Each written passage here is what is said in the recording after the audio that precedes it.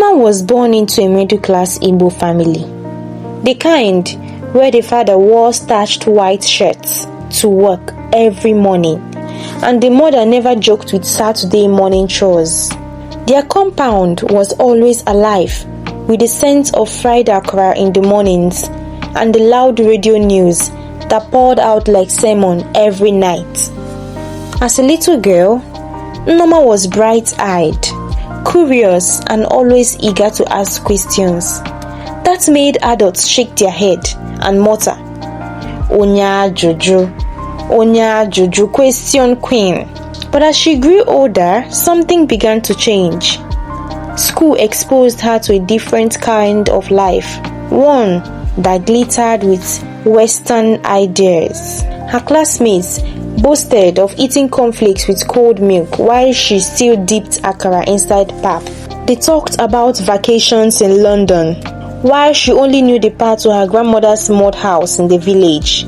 And in those small fragile years, Nneoma began to form the belief that her own culture was backward, something to be hidden away like an old wrapper. By the time she got to secondary school, Nneoma had fully signed up for the Modern Babe Association. Speaking Igbo in public, God forbid, she would twist her tongue and say, "Please, don't spoil my English." Whenever someone addressed her in her mother's tongue, yam pottage, abomination, she preferred spaghetti, even if the sauce looks like orange-colored water. Her friends adored her because she seemed posh, always quoting American TV shows and imitating accents she herself didn't fully understand. Her parents watched her transformation with unease. Her father, a man who still carried kola nuts in his briefcase, would sometimes scold her, "Nneoma, if you abandon your language, you abandon yourself, oh." But Nneoma would just roll her eyes dramatically, mutter, "Daddy, please don't start," and retreat into her world of pop music, microwave meals, and fashion magazines. Life went on. She finished her education, and through a twist of fate, she met Chukwudi. Chukwudi, tall, broad-shouldered, and every inch of the image of a proud Igbo son. His handshake was firm, his gait steady, and his tongue never tired of speaking Igbo. Whether in the bedroom, at church, at the dinner table, he was successful, polished, but carried his tradition with a confidence that made it look regal. Nneoma was drawn to him, though at first she couldn't quite explain why. Maybe it was his charisma, or the way he ordered food at a restaurant and confidently asked for okpa instead of croissants. Or maybe it was how he looked at her, as though he could see beyond the artificial layers she had built around herself. Their courtship was sweet, full of laughter and long conversations.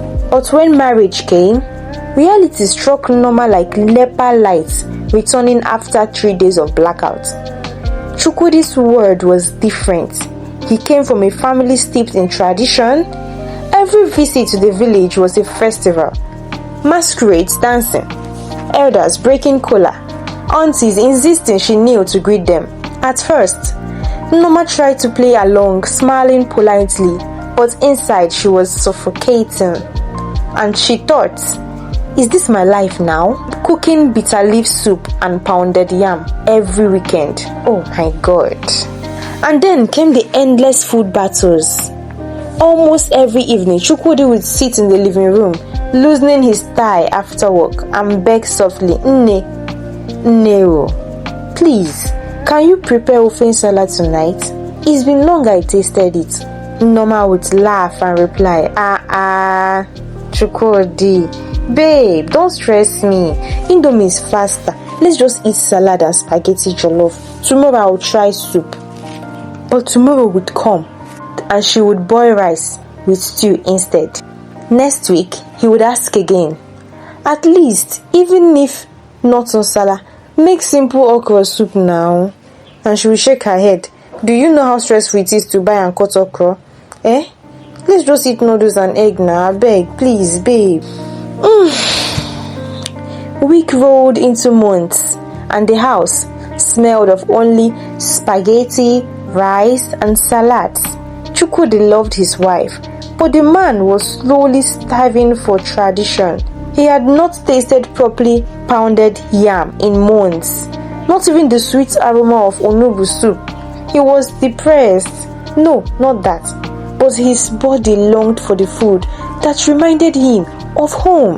Then, one weekend, Mama Chukwudi came visiting unannounced, carrying a basket full of vegetables, palm oil, and dried fish. The moment she stepped into the kitchen and saw only packets and cartons of Indomie, tins of salad cream, and cartons of spaghetti stacked in the cupboard, she gasped immediately. Chineke me! So my son has been living like this?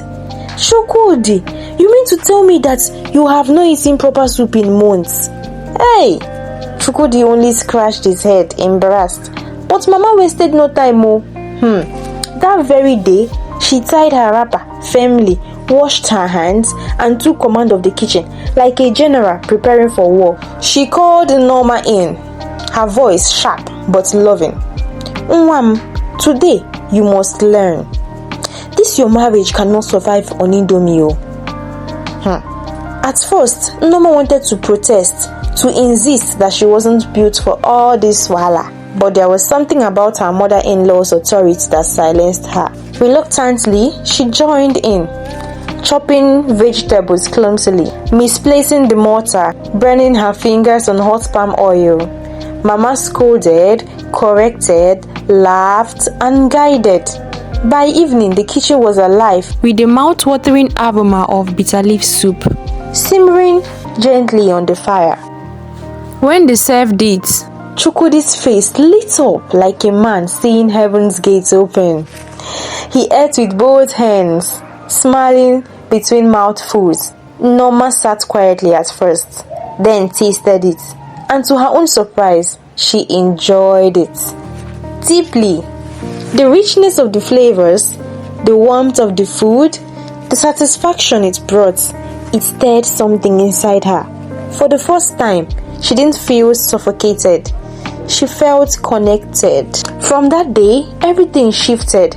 Mama continued visiting often, turning their home into a cooking school. Slowly but surely, Nneoma began to master the art of traditional Igbo meals. What was once stressful became fun, and what felt like punishment became pride. And somewhere along the line, her mother-in-law, whom she once dreaded, became her favorite ally. The resistance in her heart softened. She laughed at herself, shaking her head one evening, saying, "Imagine me, yo. The girl who used to shout Indomie morning, afternoon, and night. Now, I'm the one dragging mortar with Mama, pounding yam with joy." And that was when Nneoma truly began to bloom. She not only learned the language, the proverbs, and the dances, she also discovered her hidden gift for Igbo arts, weaving and beadwork that soon brought her recognition. She became a woman proud of her roots, proud of her marriage, proud of her place in a culture she had once despised. One evening, while preparing nsala soup with ease that will make any Igbo mother proud, she looked at Chukwudi. He smiled at her, eyes warm, and he said, "My love, you see, you didn't lose yourself, you only found your way home." She laughed, dipping her hand into the soup. And to think I once thought salad and spaghetti were all that mattered. Tradition sweet, oh. And so, her story became a testament, not just to love, but to the beauty of roots rediscovered. Hey guys, thank you very much for watching. Please like, comment, and subscribe to my channel for more. And as you do so, may God bless you. Thank you. Bye.